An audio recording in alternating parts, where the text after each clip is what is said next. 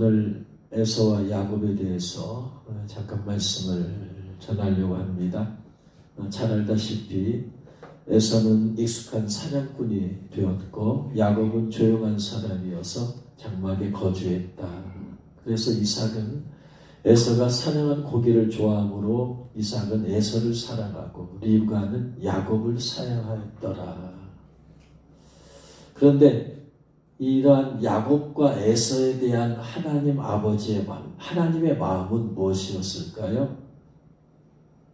로마서 9장 7절부터 13절 말씀을 보면 하나님께서 야곱과 에서와 야곱에 대해서 어떤 마음을 가지셨는지를 알 수 있습니다. 로마서 9장 7절부터 13절 말씀 보면 또한 아브라함의 씨가 다 그의 자녀가 아니라 오직 이삭으로부터 난 자라야 내 씨라 불리리라 하셨으니 육신의 자녀가 하나님의 자녀가 아니요 오직 약속의 자녀가 씨로 여기심을 받았느니라. 아브라함에게 두 아들이 있었죠.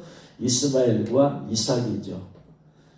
그런데 성경은 이렇게 말합니다. 그 중에 한 사람은 육신의 자녀다. 분명히 아브라함의 자식은 맞는데 두 자식 가운데 한 사람은 육신의 자녀다. 그런데 또 한 자녀는 약속의 자녀다. 그럼 알다시피 육신의 자녀는 누구입니까? 이스마엘이죠. 약속의 자녀는 이삭이죠. 하나님께서 아브라함과 사라 사이에 자녀를 준다고 했어요. 그래서 아브라함과 사라를 통해서 태어난 아들은 이삭이죠. 이스마엘은 아브라함과 종 하가를 통해서 태어난 거예요. 약속의 자녀가 아니죠. 육적인 방법으로 자식이 없으니까 행여나 대가 끊어질까 봐서 하나님의 약속의 말씀을 믿지 못하고 얼른 서둘렀어요. 하나님의 약속의 말씀 믿지 못하고 육신의 방법으로 하갈과 동침해서 낳은 자식이 이스마엘이에요. 육신의 방법이죠. 마치 뭐와 같으냐면 사울이 블레셋과 전쟁하러 나갔어요. 그런데 사무엘이 빨리 와서 제사를 드려주고 그렇게 해서 이스라엘의 군사들의 마음을 하나로 묶어줘야 되는데 사무엘이 안 오거든요. 그러니까 이스라엘 백성들의 마음이 막 자꾸 나눠지는 거예요. 불안하니까. 그래서 사울왕이 사무엘을 기다리지 못하고 본인이 제사를 집행해버렸어요. 사무엘이 기다렸어야지. 올 줄 알고 기다렸어야지. 그걸 기다리지 못하고 본인이 인간적인 수단과 방법으로 불안해가지고 본인이 제사를 드렸어요. 제사를 드리고 난 다음에 사무엘이 왔거든요. 그래서 사무엘이 와서 아니 뭐한 짓입니까 이게? 그랬더니 당신이 늦게 와서 이스라엘 백성들이 막 마음이 나눠지고 탈량자가 생기고 그래서 내가 제사 드렸습니다. 기다렸어야죠. 신앙은 기다리는 거야. 기다림을 잘하는 사람이 신앙이 좋은 사람이야. 할렐루야. 기도해놓고 응답을 기다리는 사람이 믿음이 좋은 사람이야. 기도를 했는데 못 기다려 응답을. 그리고 못 기다리니까 자기 수단과 방법을 동원해서 얼른 해버려. 신앙이 안 좋은 사람이야. 기다림을 잘하는 것이 신앙이 좋다. 예수님께서 오신다고 그랬어요. 기다리는 사람이 그날을 예수님의 오심을 비록 내 생에 예수님이 안 올 수도 있어. 그러나 그 말씀을 믿고 예수님께서 오실 줄 믿고 내가 거룩하고 정결한 가운데 사는 사람, 잘 기다리는 사람은 믿음이 좋은 사람이야. 할렐루야. 믿음이 없는 사람은 못 기다려. 못 기다리니까 인간적인 수단과 방법으로 혈과 육으로 얼른 해쳐버린단 말이에요. 아브라함이 그랬단 말이에요. 이 당시만 해도 아브라함이 온전한 믿음이 아니었어요. 하나님께서 별처럼 별과 같이 많은 자손을 준다고 했어. 기다렸어야 돼. 기다려. 근데 나이는 먹어가고 자식은 없고 그러니까 사라가 인간적인 방법을 동원하죠. 하갈과 동침해서라도 자식을 낳으면 어떻겠느냐? 그러니까 아브라함이 거기다 헷가닥 넘어가 버렸어. 이 말씀을 분별했어야 돼. 아내 사라가 말을 해도 영적으로 분별을 했어야 돼. 나와 가까운 지인이 말해도 영적으로 분별을 해야 돼. 이게 영적인 말이냐 육적인 말이냐. 분별 없이 그냥 받아들여서 했어요. 하룻밤 자서 그리고 나서 자식을 낳았어. 이 자식은 육의 자식이야. 육적인 방법으로, 혈과 육의 방법으로 태어난 자식이야. 그래서 창세기 17장에 보면 아브라함 99세에 하나님의 아브라함이 와서 너는 내 앞에서 행하여 완전하라. 이미 이스마엘이 잘하고 있어. 하나님께서 왜 못 기다렸냐 이 말이에요. 그리고 내년 이맘때 내가 다시 오게 될 텐데 자식 있게 될 것이다. 기다림을 잘한 성도가, 끝까지 인내하는 성도가 믿음이 좋은 성도다. 할렐루야. 그래서 육신의 자녀가 하나님의 자녀가 아니다. 아브라함에서 태어났다고 해서 하나님의 자녀가 아니야. 육신의 아브라함의 자식은 맞아. 그러나 육신의 자녀라는 것이 중요한 게 아니고 약속의 자녀, 영적인 자녀가 중요한 것이다. 할렐루야. 아담과 하와에게서 두 아들이 태어났어. 하나는 가인이요, 하나는 아벨이야. 똑같이 아담과 하와의 자식이지만 하나는 육신의 자녀, 육적인 자녀예요. 가인은 마귀에 속한 자였어. 아벨은 하나님께 속한 자였어.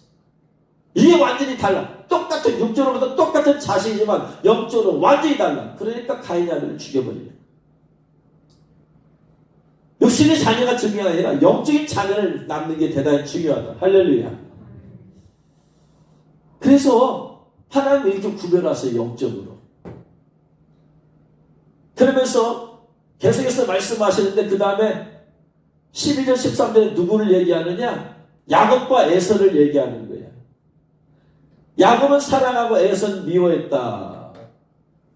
이 말은 무슨 말이야? 지금 위에서 뭔 얘기했어요? 육신의 자녀, 약속의 자녀. 그러니까 둘 중에 한 사람은 똑같이 분명히 이삭과 리브가에서 태어난 자식인데 영적으로 볼 때는 육신의 자녀고 영적으로 볼 때 한 사람은 약속의 자녀가 되는 거예요. 그래서 야곱은 사랑하고 에서는 미워했다. 이 말씀을 통해서 볼 때 에서는 첫째예요. 그런데 하나는 미워했다. 이런 걸 통해서 볼 때 에서는 육신의 자녀, 영적으로 볼 때. 야곱은 영적으로 볼 때 하나님의 약속의 자녀예요. 즉 예수 그리스도의 혈통을 잇게 된다 이 말이죠. 조상이 된단 말이에요. 그러면은 야곱과 에서에 대해서 왜 하나님께서 에서는 미워하시고 야곱은 사랑했느냐 이 말이에요. 오늘 말씀을 통해서 볼 때 그러면 야곱이 하나님께 사랑받게 된 것이 무엇일까? 약속의 자녀라고 이렇게 원래부터 운명이 정해져서 태어났느냐? 아니면 야곱이 약속의 자녀로 일컬음을 받을 만한 뭐가 신앙적인 모습이 있느냐? 에서가 원래부터 미워한 대로 운명적으로 그렇게 태어났느냐? 아니면 에서가 하나님의 사랑을 받지 못할 어떤 삶의 신앙적인 마음에 어떤 그러한 요소가 있느냐? 그걸 봐야 되겠다 이 말이야. 운명이냐? 삶의 모습이냐? 운명에 의해서 태어나기 전부터 결정되었느냐? 아니면 그들의 신앙생활의 삶의 자세가 한 사람은 하나님께 사랑받게 삶을 살았고 한 사람은 사랑받지 못하게 자랐느냐? 이걸 통해서 한번 우리가 생각해보자 이 말이에요. 그래서 오늘 읽은 말씀이에요. 그래서 에서와 야곱에 대해서 성경은 뭐라고 설명하는 거예요? 에서에 대한 것은 뭐냐면은 에서는 익숙한 사냥꾼이었으므로 들사람이 되고 익숙한 사냥꾼이 되었으므로 들사람이 되었다. 이 자체 말 가지고는 어떠한 하나님께 사랑을 받지 못할 어떠한 그러한 단서를 주질 않아요. 이 말 자체로는. 예를 들어서 에서가 죄를 많이 지었다.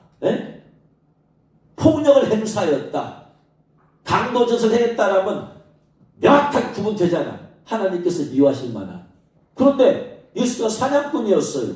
사냥꾼이 들사람에 대해서 사냥을 좋아해서 사냥을 많이 했어. 그 사냥을 가지고 그 고기를 가지고 아버지 이삭을 맛있는 고기로 음식을 해드렸어. 이 자체가 명확하게 어떤 죄라는 개념이 없어 지금. 야곱은 조용한 사람이었으므로 장막에 거주했다. 또 야곱은 보니까 예를 들어서 하나님께 제사를 잘 드렸다. 여호와 이름을 부르며 살았다. 이렇게 되었으면 아하 야곱의 신앙적인 모습이구나 할 텐데 야곱은 조용한 사람이었어. 조용한 사람이라는 게 하나님께로부터 사랑받을 만한 조건이 돼야 안 돼요. 그럼 다 조용히 해야 되겠네? 말씀 전에도 그냥 아멘 갖고 그냥 찬양할 때 쫙, 기도할 때도 쫙, 얘기할 때도 쫙 하고. 조용하다는 것 자체로는 하나님께 사랑받는 조건이 될 수가 없다. 장막에 거주했다. 장막에 거주했다는 것 자체가 하나님께 사랑을 받는 조건은 될 수가 없다. 쉽게 말하면 이 말씀, 문자적인 말씀 그대로는 하나님께서 왜 야곱을 사랑하시고 왜 에서를 사랑하지 않았는가, 이 단서를 문자 자체를 가지고는 알 수가 없어. 좀 더 깊이 면밀하게 따져봐야 돼요. 그래서 야곱은 어떻게 해서 왜 하나님의 사랑을 하셨느냐라는 야곱에 대한 설명은 두 가지라고 했어요. 하나는 조용한 사람, 하나는 장막에 거주했다. 이 말씀을 좀 깊이 파고 들어가 봐야 돼요. 네. 첫 번째로는 조용한 사람이었다는 것, 두 번째는 장막에 거주했으니까 첫 번째 조용한 사람인 것을 파야 되는데, 내용상으로 전개하기 위해서 먼저 두 번째를 먼저 좀 생각해 보겠습니다. 야곱은 어디에 장막에 거주했다. 에서는 들사람이 되어서 사냥꾼이 되어서 사냥을 하러 막 돌아다니는 주로 활동파였어요. 발에 기름 부음이 있어가지고 가만히 있지를 못해. 그냥 막 돌아다녀야 돼. 아무튼 근데 야곱은 장막에 거주했다. 이 장막에 거주했다. 이 장막에 거주했다란 말이 무슨 말이냐면요, 신명기 6장 4절부터 9절까지 신명기 6장 4절부터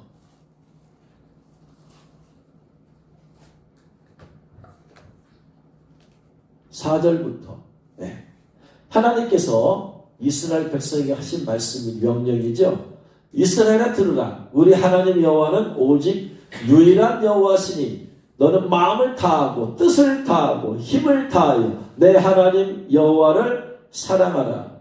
오늘 내가 내게 명하는 이 말씀을 너는 마음에 새기고 내 자녀에게 부지런히 가르치며 집에 앉았을 때든지 길을 갈 때든지 누워있을 때든지 일어날 때든지 이 말씀을 강론할 것이며 너는 또 그것을 내 손목에 매어 기호를 삼으며 내 미간에 붙여 표로 삼고 또 내 집 문설주와 바깥문에 기록할지니라. 하나님께서 이스라엘 백성들에게 하신 명령이요, 오늘날 내가 내게 명하는 이 말씀을 너희는 마음에 새겨라. 두 번째, 마음에 새기고 끝나면 안 된다. 내 자녀에게 부지런히 가르쳐야 된다. 자녀에게. 그래서 그 자녀가 집에 앉아 있을 때든지 길을 갈 때든지 누워있을 때든지, 누워있는 건 어디에 누워있는 거예요? 집에 누워있는 거죠. 일어날 때든지 어디에서 일어나는 거예요? 집에서 이 말씀을 강론할 것입니다. 자, 자녀에 대해 이스라엘 백성들의 자녀 교육은, 우리나라의 자녀 교육은 주로 어디에서 일어난다? 가정에서 일어난다? 아니면 외부 학교에서 일어난다? 다들 생각이 학교에서 일어난다고 생각해. 그래서 유치원에 보내서 교육을 해요. 초등학교에서, 중학교에서, 고등학교에서 다 외부에서 교육이 된다라고 그렇게 착각을 하고 있어요. 이게 이스라엘과 이스라엘이 아닌 이방인과의 완전히 다른 모습이에요. 이스라엘의 교육의 중심은 어디다? 가정이야, 가정. 집에 앉아있을 때, 집에서 누워있을 때, 집에서 일어날 때 이 말씀을 가르쳐라. 이스라엘의 교육의 핵심은 가정에서 이루어진다라는 거예요. 왜 우리나라 교육이 실패하는 걸 알 수 있어요. 전부 다 어디서 교육이 이루어지게 하려고 하니까 외부에서 이루어지게 하려고 하는 거예요. 부모와 교육하는 게 아니고 좋은 선생님한테 보내서 하려고 하니까 그래. 좋은 선생님들에게서 좋은 지식은 들어올 수 있어. 그러나 마음과 생각과 인격의 형성은 안 되더라. 왜? 사람에게 있어서 진정한 교육은 지식의 교육이 아니라 인격의 교육이기 때문에 그렇다. 할렐루야. 진정한 교육은 지식의 교육이 아니야. 오늘날의 교육은 유치원이나 초, 중, 고대는 사람을 만드는 교육이 아니라 지식을 넣어주는 교육이야. 그 사람을 만들 수가 없어요. 기능이는 만들 수 있어. 예를 들어서 도덕교육을 많이 한다 그러면 사람은 만들어낼 수 있지만 대부분은 그냥 지식을 이 세상을 살아가는 데 있어서 이 세상을 성공적으로 살아가는 데 있어서 필요한 지식을 넣어주는 거지 사람을 만드는 교육이 아니더라. 근데 이게 교육인 줄 알아. 이스라엘의 교육은 그게 아니다. 세상을 살아가는 지식을 넣어주는 게 아니고 가정에서 어떠한 사람이 되느냐, 어떤 사람이 되는 거예요? 여호와를 경외하는 사람을 만드는 거야. 교육의 목적과 초점이 달라. 그래서 이스라엘 백성의 교육의 핵심은 집에서, 즉 장막에서 이루어지는 것이다. 지금도 그렇습니다. 그리고 이스라엘 교육에서 가장 좋은 교사는 누구다? 부모야, 부모. 부모가 하는 거예요. 네 자녀에게. 그래서 이스라엘 백성은 부모로부터, 조부모, 할아버지, 할머니로부터 토라 말씀을 공부 배우는 거예요. 우리나라는 자녀 교육을 부모가 하려고 하지 않아. 외부인데 맡겨서 하려고 그래. 여기서부터 완전히 달라. 이스라엘 교육은 홈스쿨링이에요. 이방인의 교육은 홈스쿨이 아니고 스쿨이에요. 스쿨에서 이루어져. 그래서 하나님께서 이 말씀을 주셨기 때문에 이스라엘 백성들은 뭐 하느냐? 집에서 아이들에게 계속해서 토라 교육을 하는 거예요. 그것을 손목에 매어 기호를 삼고 미간에 붙여 표로 삼고. 누가 이걸 해주는 거예요? 누가 가르쳐주는 거예요? 이게 랍비가 하는 거예요? 아버지가 하는 거예요? 아버지가 교육하는 거예요. 집 문설주 바깥문에 기록한 자, 기록도 학교에다 하는 거예요? 집에서 하는 거예요? 집에다. 이스라엘의 모든 교육은 거의 다 90% 이상이 집에서 있는 거예요.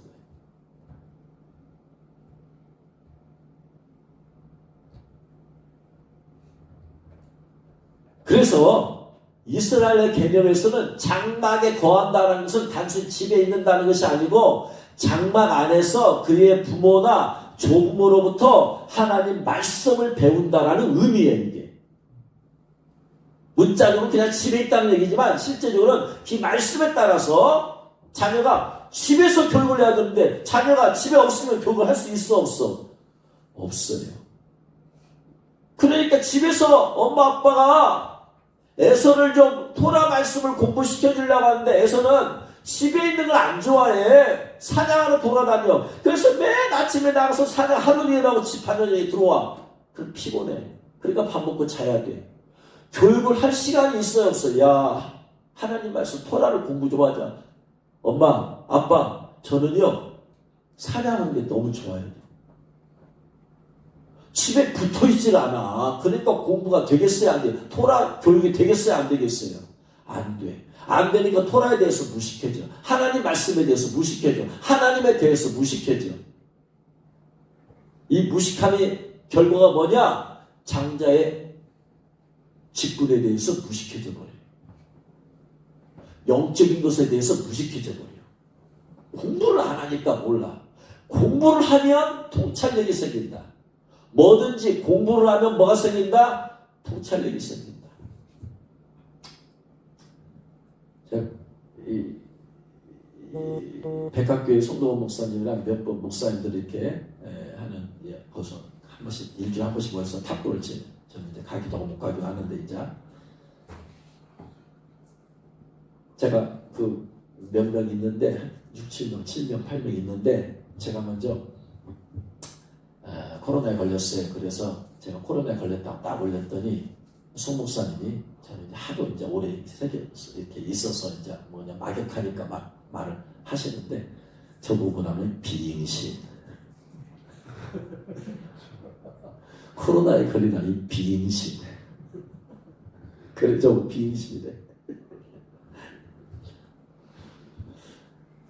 그러더니 또 한 목사님 또 걸렸어요.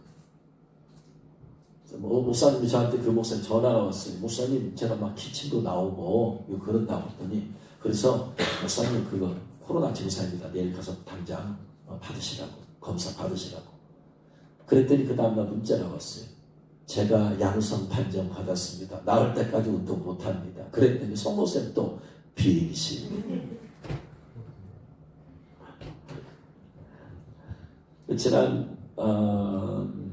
지난 목요일 날 4월에 이제 노회가 있어요. 봄노회가. 그래서 임원진들이랑 진경 노회장들이랑 회의가 있어요. 그걸 하려고 갖고 7명이 모였어요.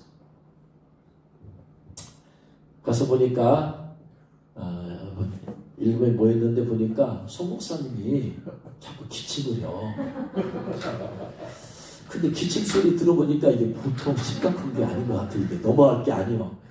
목사님 이거 기침이 좀 수상한데 언제 검사해봤어요? 그랬더니 이틀 전에 해봤대. 목사님 내가 보기엔 이거 양성이 걸렸어 이거. 그러니까 빨리 검사해봐요. 그랬더니 아이 뭘 하냐.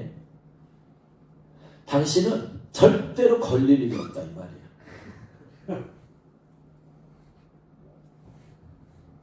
일곱 명이서 지금 회의하고 있어. 저는 이제 한번 나왔기 때문에 다시 안 걸리니까 저는 괜찮아. 다른 목사님들은 마스크 철저히 그냥 안 걸리려고 그냥 조심하는 목사님들. 그 양반은 마스크 썼다, 턱수도 썼다. 그 회의를 마치고 점심을 먹으러 가지. 그래서 한 명은 그냥 가시고 6명 식사를 하러 갔어요. 저하고 송 목사님하고 박원선 목사님 한 테이블에 앉고 나머지 3분 다른 테이블에 앉았어. 같이 식사를 끝나고 나서 그러지 말고 검사를 해보라고. 이거 날짜 따져가지고 만약에 양성이면 주일날 쓰면 안 된다고 했더니 본인은 주일날 못 쓰는 것 때문에 검사를 못 하고 있어요. 주일날 오늘 예배를 드려야 되는데 만약에 문제 생기면 못 쓰면 아니 해보시라고. 그래서 목요일날 밤 10시 10분에 카톡이 왔어요. 호남대 목사님들 단톡방에 목사님들 죄송합니다. 제가 임신한 여성처럼 두들이 나왔습니다. 뭐 저는 모르겠는데 임신 테스트하면 둘이 나오나 봐 이게? 저와 같이 오늘 회의한 분들 대단히 죄송합니다.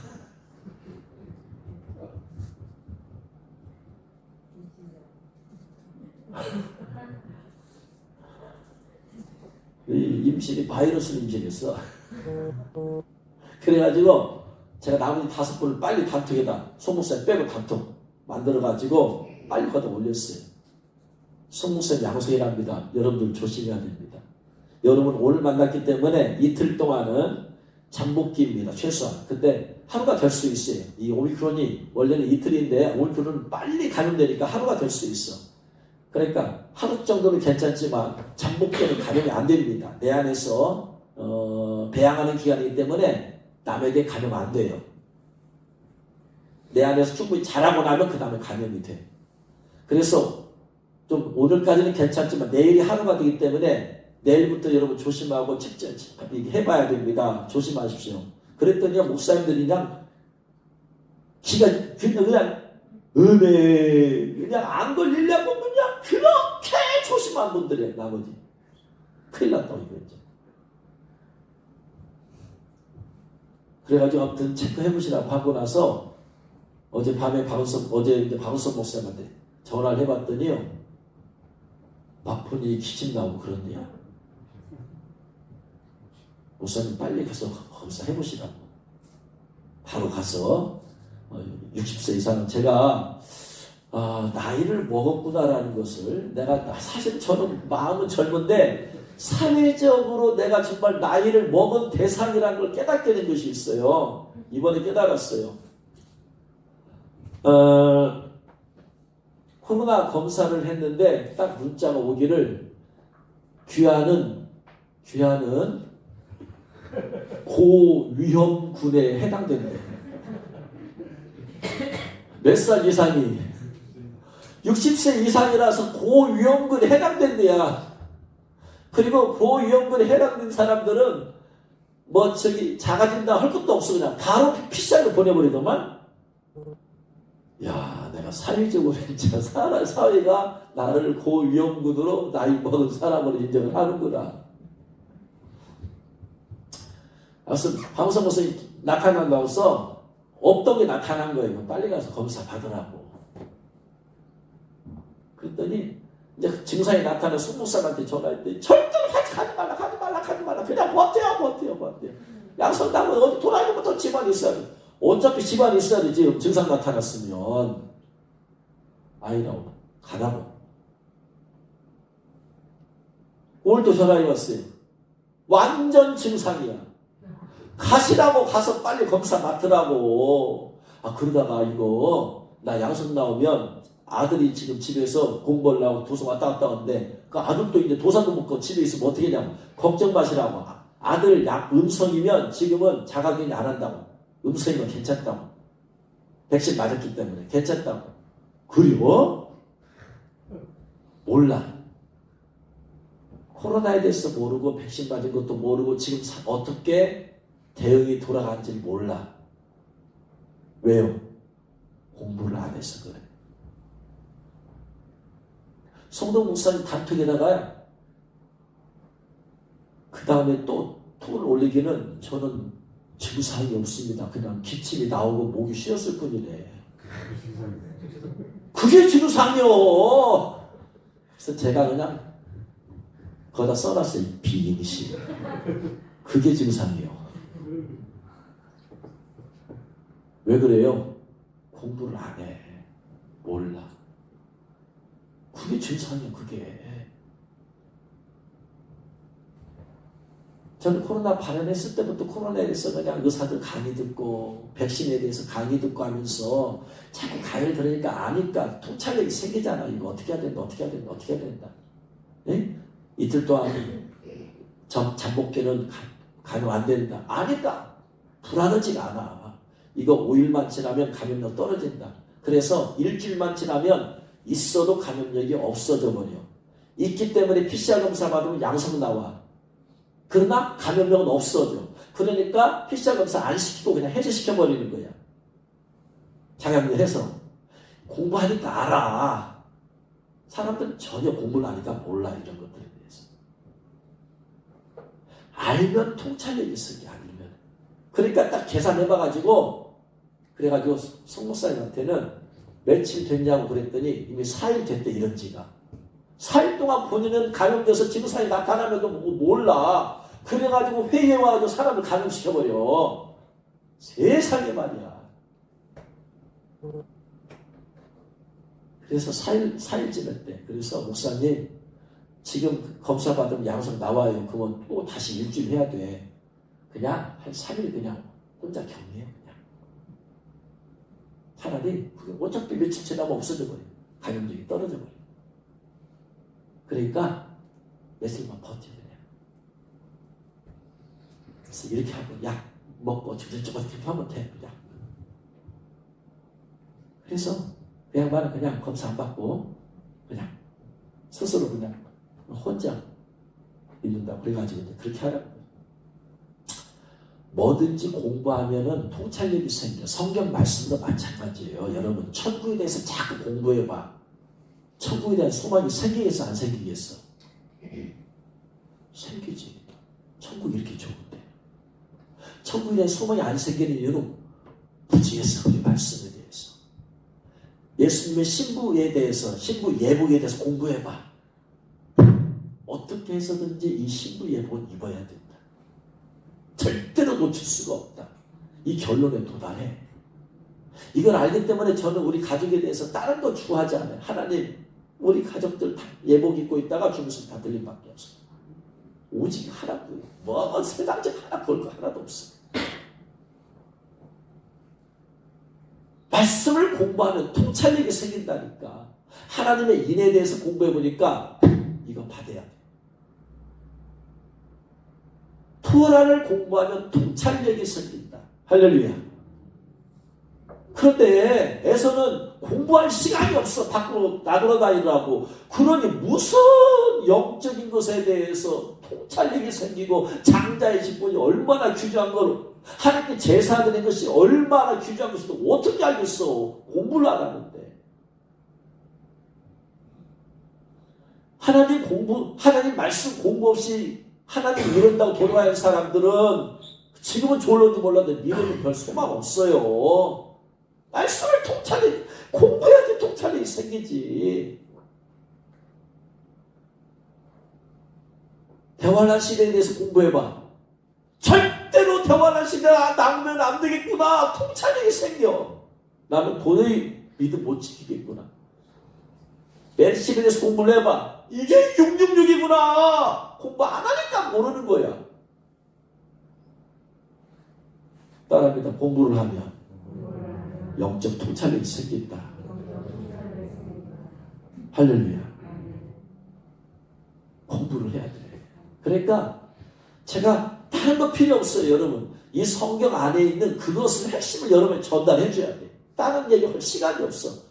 이 말씀이 어떤 의미인가에 대해서 풀어줘야 돼. 말씀을 듣고 말씀을 들으면 통찰력이 생기고, 통찰력이 생기면 내가 이렇게 살아야 되겠구나. 이게 중요한 것이 알게 되어진다.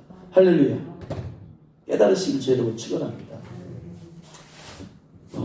최근에 선교사들을 위해서 기도하잖아요. 주님이 뭘 기도시킨 줄 알아요? 이승리, 이소리, 이서진, 이평환, 이로사, 방은의 두 아들, 또 조이, 그 가족들 기도하면 주님이 다 기도시킨 뭐냐면요, 다 회개의 영을 부어달라고 그래. 주님 회개의 영을 부으시게 기도해. 철저히 회개함으로 신부 예복 입고 있다가 주님께서 드림받도록 하다가 이 기도를 시켜. 주님이 무슨 말이야? 옛날에 그 기도를 안 시켰어. 시켜. 무슨 말 이게? 때가 가까웠다. 선교사들한테 영혼 구원도 중요하지만 본인의 영혼을 구원해야지. 들림받도록. 자기 영혼은 놔두고 딴 사람 영혼을 구원해다 자기가 대화를 남아버리면 어떻게 되냐 이 말이야. 그걸 자꾸 시켜요. 그래서 제가 어젯밤 주님한테 기도하면서 물어봤어요. 주님, 예전에 안 그러시더니 지금은 왜 이 선교사들 회개하고 철저히 회개하고 신부 예복이나 주님밖에 안 돼. 이걸 왜 시키십니까? 그랬더니 선교사들한테 그게 1번이다. 이렇게 깊이 기도 안 하면 모르는 거예요. 네? 성령께서 어떻게 기도시키냐 내가 봐야 돼. 내가 내 마음대로 기도하는 게 아니고 방언을 하면서 성령께서 어떻게 기도를 시키는가 이유가 있다. 이 말이에요. 이걸 민감하게 캐치를 해야 된다. 영적으로. 할렐루야. 그래서 선교사한테 지금 그게 중요한 거야. 언제 주님 올지 모른단 말이야. 더 가까워졌어. 이 기도 시킨다는 것은 가까워졌다는 얘기야. 여러분 깨달으시는 죄를 축원합니다.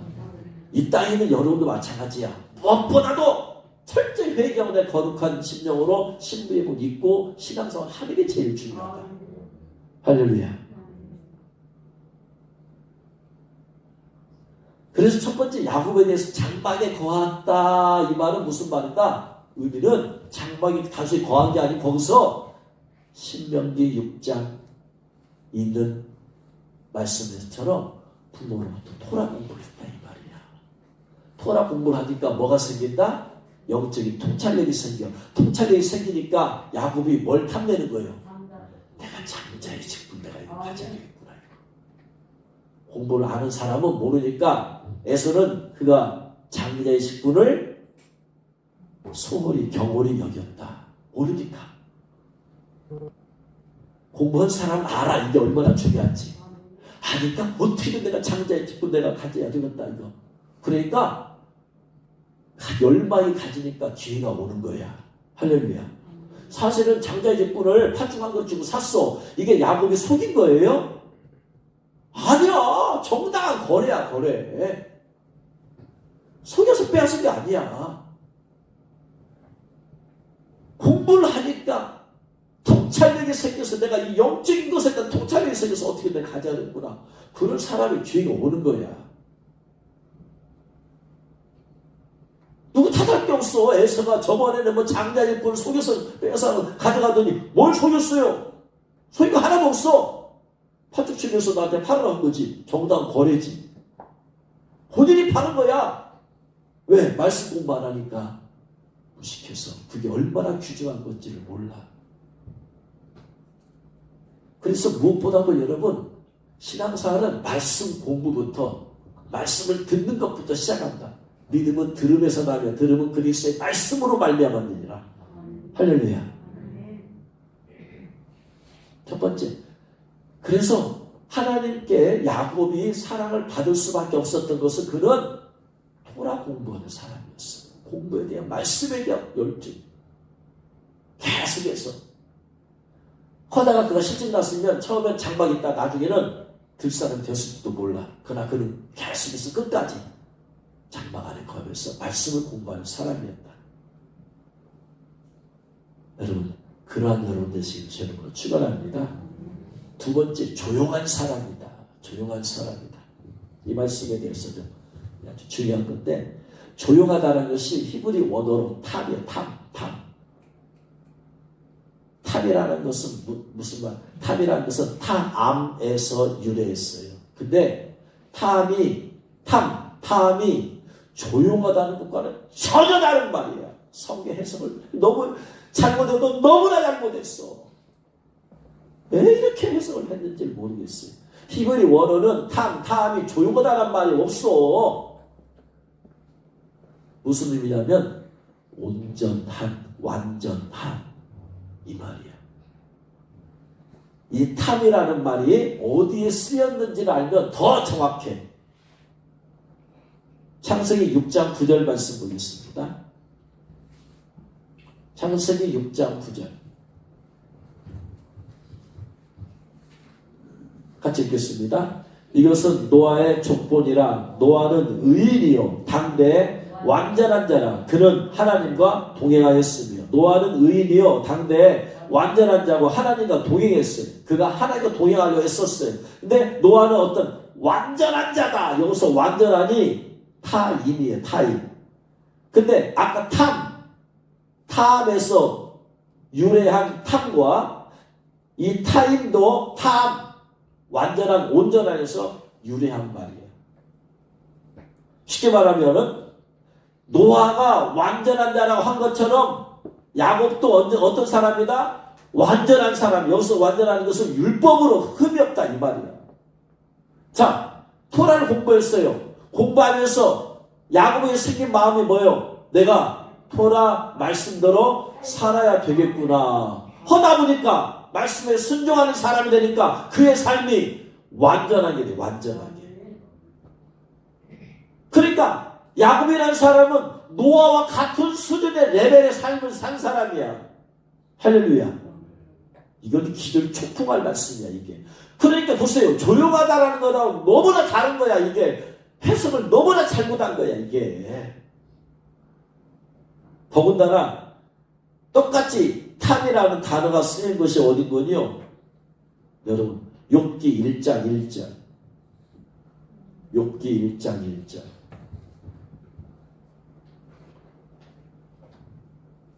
같이 읽겠습니다.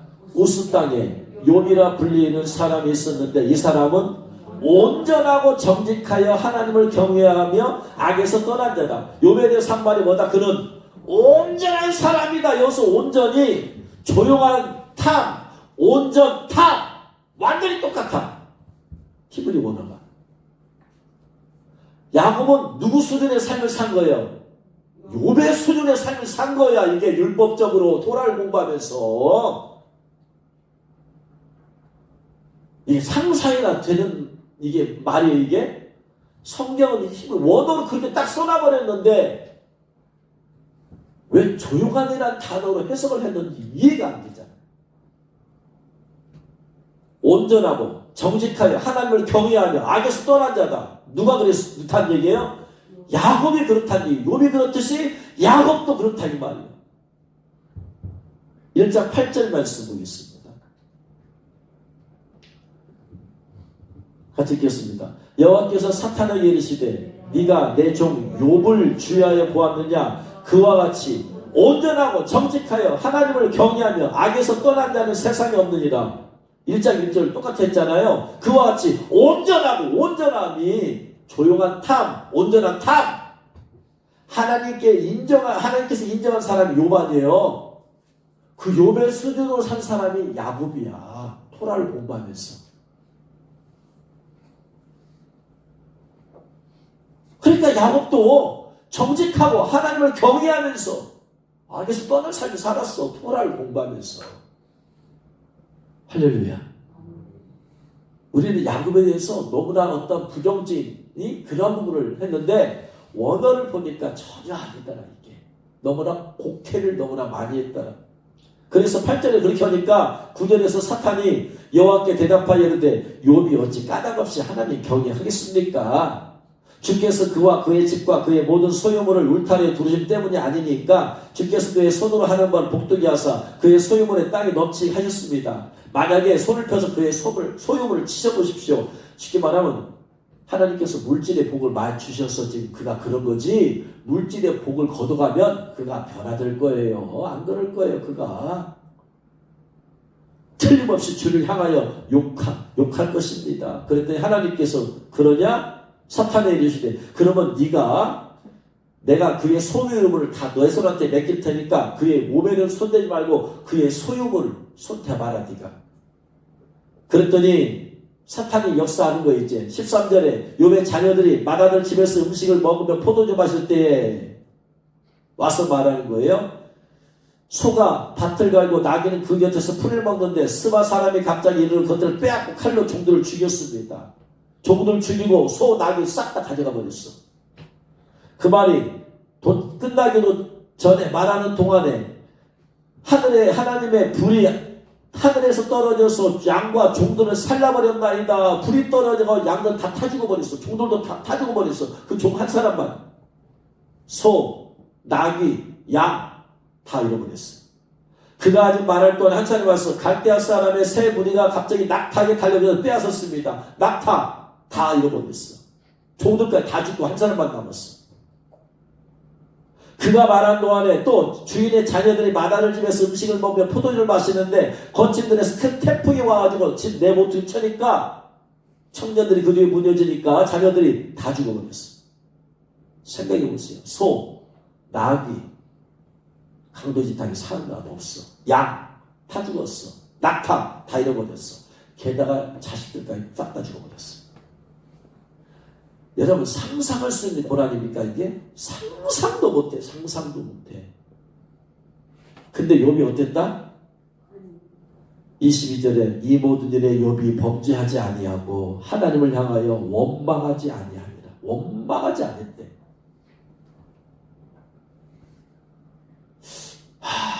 이건 만약에 우리가 당했더라면 원망하지 않을 수가 있을까요 여러분?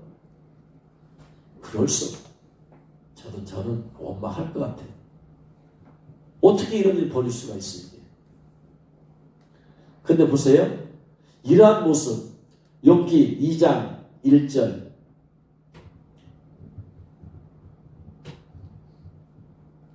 또 하나님의 아들들이 와서 여호와 앞에 서고 사탄도 그들 가운데 와서 여호와 앞에 서니 여호와께서 사탄이 이르되 네가 어디서 왔느냐? 사탄이 여호와께 대답해 이르되 땅을 두루돌아 여기저기 다녀왔나이다.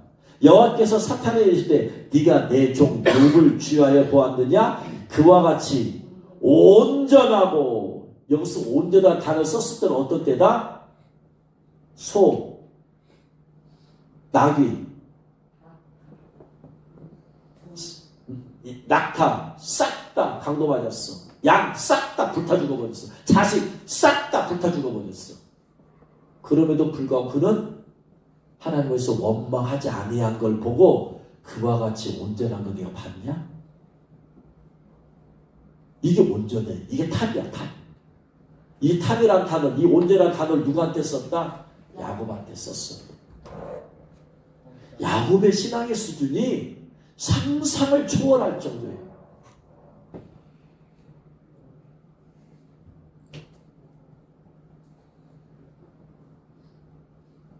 네가 나를 충동하여 까닭없이 그를 치가했어도 그가 여전히 자기의 온전함을 굳게 지켰다. 그러니까 또 사탄이 여호와께 대답하여 이르되 가죽으로 가죽을 바꾸오니 사람의 그의 모든 소유물로 자기의 생명을 바꾸올지까 이제 주의 손을 펴서 그의 뼈와 살을 치소서. 그래 하시면 틀림없이 주를 향하여 욕하지 않겠나이까. 그의 살을 치세요. 만약 그에게 질병을 주면 고통을 주면 이제는 그도 하나님 원망할 겁니다. 그러냐? 그러면 내가 그를 네 손에 맡기는데 생명은 해하지 말아라. 그래가지고 사탄이 가가지고 욥을 쳐서 발바닥에서 정수리까지 종기가 나겠어. 종기가. 그래가지고 너무나 가려워가지고 질그릇 조각으로만 목을 긋고 있어. 피부뼈 너무나 가려워가지고요. 키와 질그릇 조각으로 긁으면 피가 날 텐데 그래도 너무나 가려워서 안 긁을 수가 없어. 긁으면 피가 나올 텐데 그래도 가려워서 긁어. 이 비참한 모습을 보고 아내가 그에게 이르되 당신이 그래도 자기의 온전함을 굳게 지키느냐. 차라리 하나님 욕하고 죽어버리라.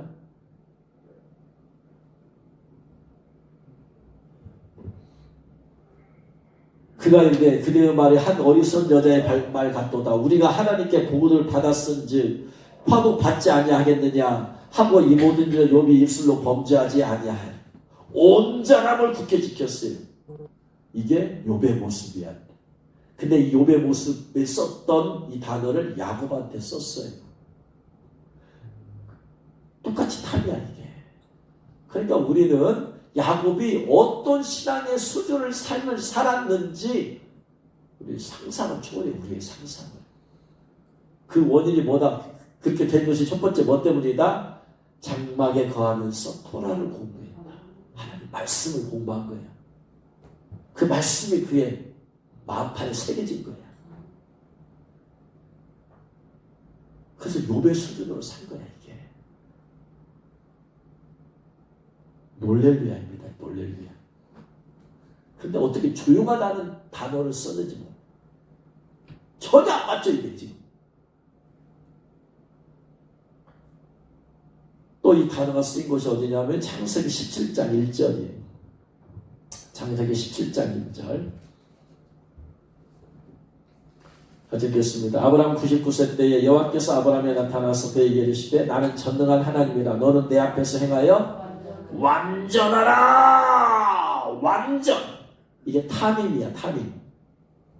똑같이 타임에서 왔어. 완전한 흠없는.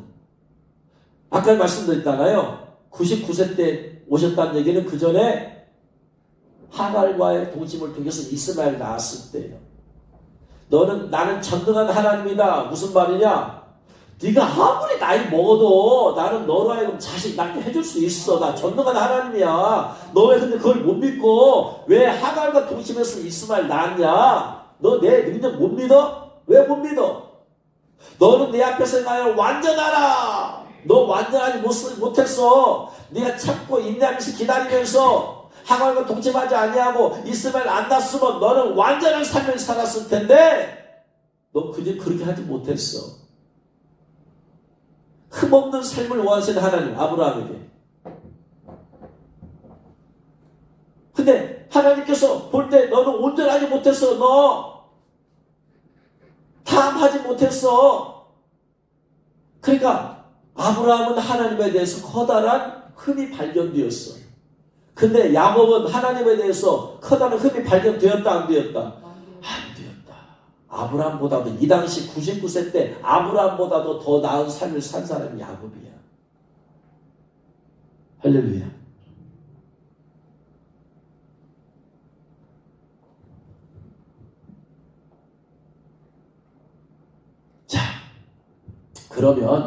그러면 이제 이게 운명론이냐 예정론이냐. 만약에 목사님 원래부터 하나님께서 야곱을 그렇게 사랑하시고 원래부터 하나님의 선택에 의해서 야곱을 사랑하시려고 하고 그렇게 은혜를 주셨으니까 그럴 수 있지 않겠어요? 하나님께서 에서를 사랑하지 않으시기 때문에 그런 은혜를 안 주시고. 아니에요. 우리의 인생은 운명론이 아니야. 예정론이 아니야. 이런 것을 보고 저는 예정론이라고 해요. 성경에서 예정론. 예정론은 뭐냐면은요, 저 사람이 구원 받을 것과 구원 못 받을 사람이 정해져서 태어나기 전에 정해져 버렸어. 누구에 의해서? 하나님에 의해서. 그러니까 그 사람의 삶이 개똥처럼 살아도 하나님의 예정론에 의하면 그 사람은 예정론대로 구원의 대상이라면 개똥같이 삶을 살아도 하나님께서는 어떻게 회개시켜서라도 예수 믿고 구원받게 만들어줘. 이게 예정론이야. 이 사람은 예정이 안 되었어. 그러면 이 사람은 아무리 몸부림치면서 신앙생활 열심히 하려고도 어떻게 된다? 결국은 지옥 가게 되어 있어. 이건 있을 수 없는 잘못된 이론이야. 그럼 우리 인간의 자유의지가 뭐예요? 아니다. 그래서 이게 예정론, 이러한 예정론은 인간의 어떤 자유, 선택이나 이런 것에서 완전히 무시해버려요. 절대적 주권, 하나님의 주권만 강조해. 하나님 절대 주권이 있는 건 맞지만 인간의 자유 의지를 주신 하나님께서 우리가 어떻게 기도를 할 수 있고 안 할 수 있어. 하기로 예정되었고 안 하기로 예정되었고 아니다 이 말이에요. 그래서 예지예정이 뭔 거니요? 로마서 8장 29, 30절. 로마서 8장 29, 30절.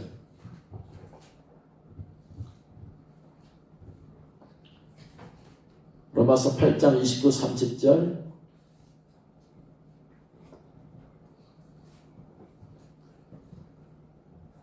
하나님이 미리 아신 자들을 또한 그 하나님의 형상을 본받게 하기 위하여 미리 정하셨으니. 미리 정하였다. 예정이야. 그죠? 근데 그 전에 뭐가 있다? 미리 아신 자들, 이게 뭐예요? 예지야. 예정론이야. 예정론, 그냥 예정이 아니고 예정론이라면 하나님이 야곱을 선택했어, 의도적으로. 그렇기 때문에 야곱은 그렇게 될 수밖에 없어. 하나님이 에서는 선택하지 않았어. 그렇기 때문에 에서는 그가 될 수밖에 없어. 그러니까 인간의 책임이라는 게 있어요, 없어요? 하나도 없어, 예정론에는.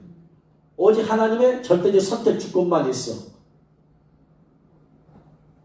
근데 예정은 뭔 거니요? 하나님께서 에서와 야곱이 태어나려고 할 때 하나님은 미래를 보는 눈이 있으시잖아요. 능력이 있으시잖아요. 미래를 봤어. 그랬더니 에서는 삘삘거리고 돌아다니면서 사냥하기를 좋아해. 토라를 공부하지 않아. 이걸 보셨어. 야곱은 봤더니 이는 장막 안에 거하면서 하나님 말씀을 공부하기를 좋아하고 토라를 공부해. 그래가지고 보니까 토라 말씀대로 살려고 하고 그런 걸 봐. 이게 예지야.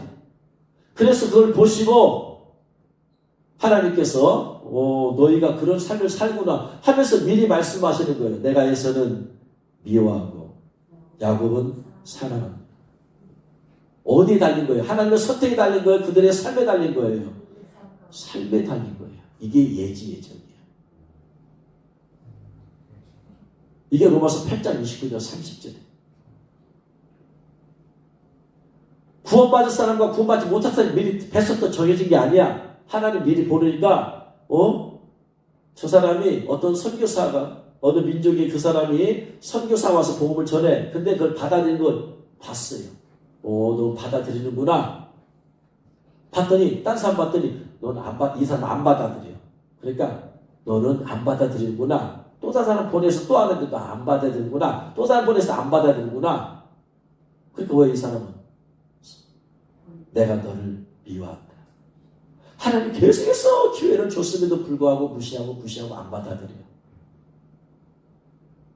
예정. 하나님은 우리에게 뭘 주셨다? 인간에게 선택권을 주셨다. 자유를 선택할 수 있어. 토라를 공부할 수 있든 안 할 수 있어. 하고 안 하고 누구에게 달렸다? 하나님께 달렸다? 나한테 달렸다? 너한테 달렸어.